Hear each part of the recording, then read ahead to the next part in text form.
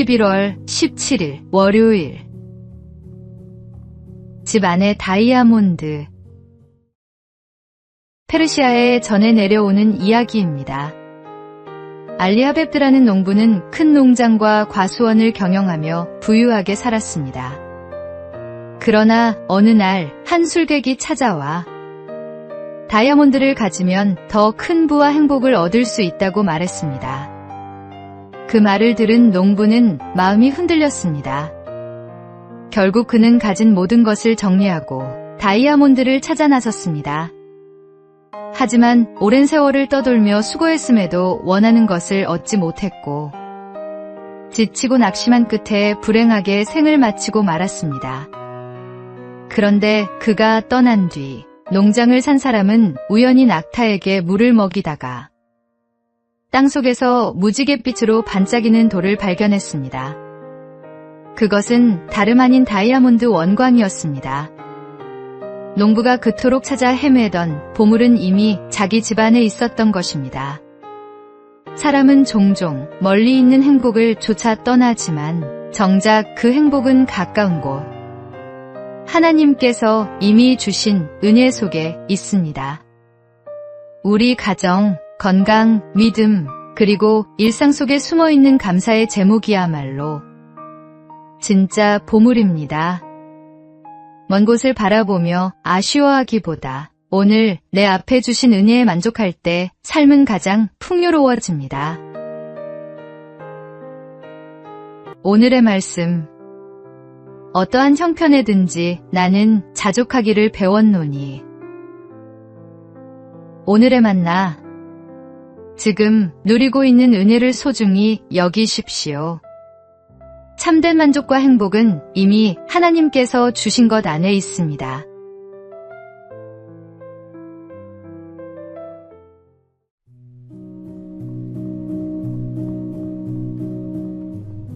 (11월 18일) 화요일. 늦지 않은 사과. 1988년 서울올림픽 복싱 라이트 미들급 결승전. 한국의 박시현 선수와 미국의 로이 존스 주니어가 맞붙었습니다. 펀치수 86대 32.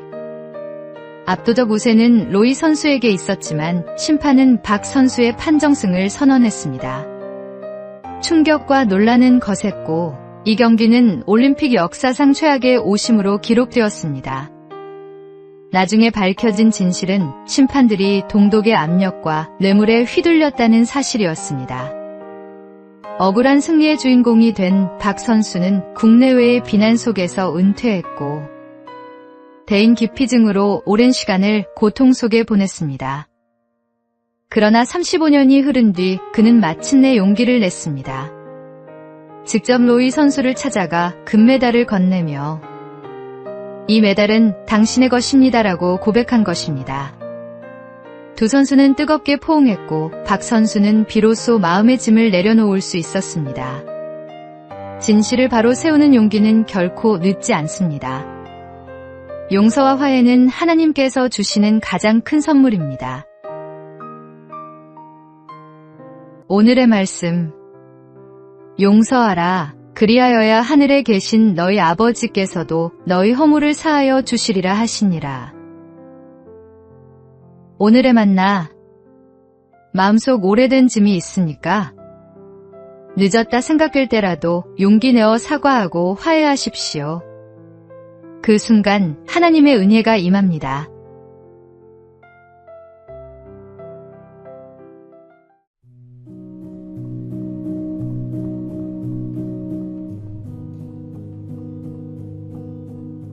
(11월 19일) 수요일.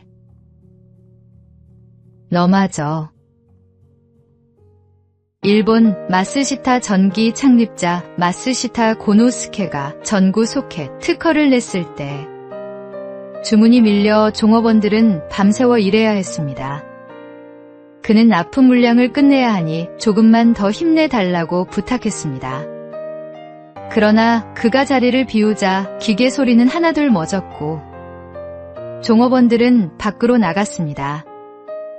마지막까지 남아있던 한 직원마저 나가려 할 때 마스시타가 숨을 헐떡이며 돌아왔습니다. 그는 간절히 말했습니다. 내가 그렇게 부탁했는데 게다가 너마저 나가겠다는 거야? 그 순간 직원은 너마저라는 말에 눈물이 핑 돌았습니다. 사장이 자신을 그렇게 믿어주고 있다는 사실이 가슴 깊이 와닿았기 때문입니다. 이 감동은 그를 변화시켰고 그는 훗날 산요 전기의 부사장 구도 세이이치가 되었습니다. 사람의 믿음도 이렇게 큰 힘을 주는데 하물며 우리를 끝까지 믿어주시는 주님의 사랑은 얼마나 놀라운지요. 당신을 믿어주시는 주님의 사랑에 감사하며 충성을 다하십시오. 오늘의 말씀. 나를 능하게 하신 그리스도 예수 우리 주께 내가 감사함은 나를 충성되이 여겨 내게 직분을 맡기심이니. 오늘의 만나. 주님이 당신을 믿고 맡기신 자리를 소중히 여기십시오. 감사로 충성을 다할 때 하나님께서 귀히 쓰십니다.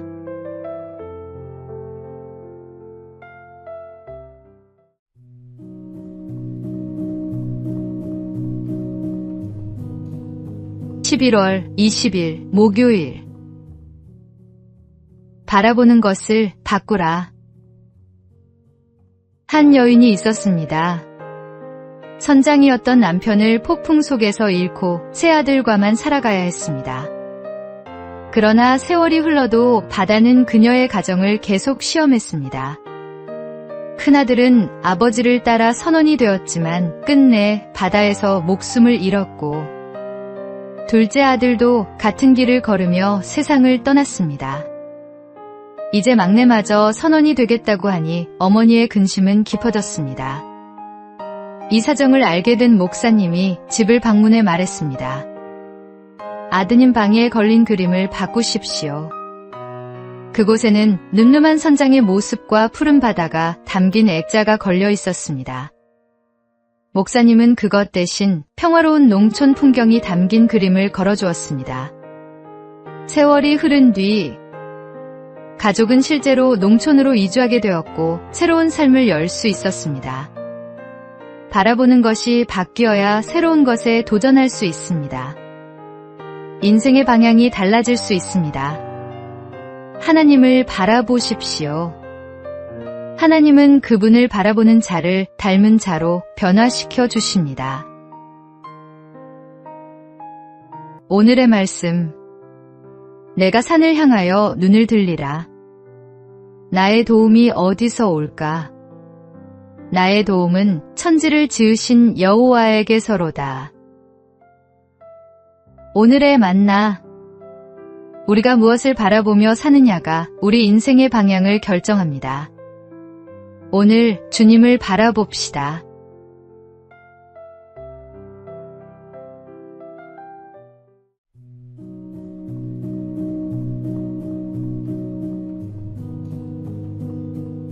(11월 21일) 금요일. 루즈벨트의 안경. 미국의 루즈벨트 대통령은 심한 근시로 늘 2개의 안경을 들고 다녔습니다. 그는 이 무거운 안경을 불편하게 여기곤 했습니다. 그런데 밀워키에서 연설하던 중 한 청년이 그를 향해 방아쇠를 당겼습니다. 총알은 가슴을 정확히 겨냥했지만 놀랍게도 루즈벨트는 약간의 상처만 입고 살아났습니다. 그 총알이 그의 양복 안주머니에 있던 강철 안경지대 맞아 굴절되었기 때문입니다. 평소 귀찮게 여기던 안경이 오히려 그의 생명을 지켜준 것입니다. 우리의 삶에도 이런 일들이 있습니다. 무겁고 귀찮게만 느껴지는 짐이 사실은 우리를 지키는 울타리가 될 수 있습니다. 하나님은 때로 우리가 불편하다 여기는 것을 통해 뜻밖의 은혜를 주십니다. 불필요하게 보이는 약점이 나를 겸손하게 하고 사소해 보이는 것이 위기의 순간 가장 큰 힘이 될 때가 있습니다. 그러므로 작은 불편에도 감사하며 살아가는 사람이 결국 하나님의 보호와 은혜를 경험하게 됩니다. 오늘의 말씀. 내 은혜가 내게 족하도다. 이는 내 능력이 약한 데서 온전하여짐이라. 오늘의 만나.